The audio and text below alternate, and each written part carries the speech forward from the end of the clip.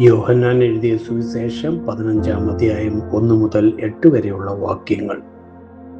ഞാൻ സാക്ഷാൽ മുന്തിരിവള്ളിയും എൻ്റെ പിതാവ് തോട്ടക്കാരനുമാകുന്നു.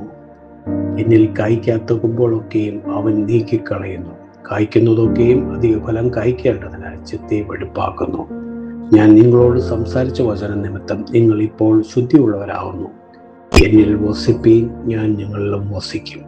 കൊമ്പിന് മുന്തിരിവള്ളിയിൽ വസിച്ചിട്ടല്ലാതെ സ്വയമായി കായ്പാൻ കഴിയാത്തതുപോലെ എന്നിൽ വസിച്ചിട്ടല്ലാതെ നിങ്ങൾക്ക് കഴിയുകയില്ല. ഞാൻ മുന്തിരിവള്ളിയും നിങ്ങൾ കൊമ്പുകളുമാകുന്നു. ഒരുത്തൻ എന്നിലും ഞാൻ അവനിലും വസിക്കുന്നുവെങ്കിൽ വളരെ ഫലം കായ്ക്കും. എന്നെ പിരിഞ്ഞ് നിങ്ങൾക്കൊന്നും ചെയ്യുവാൻ കഴിയുകയില്ല.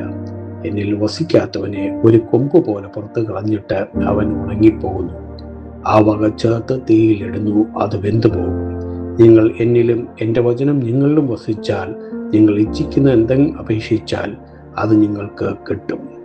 നിങ്ങൾ വളരെ ഫലം കായ്ക്കുകയാൽ എൻ്റെ പിതാവ് മഹത്വപ്പെടുത്തുന്നു. അങ്ങനെ നിങ്ങൾ എൻ്റെ ശിഷ്യന്മാർ ആകും.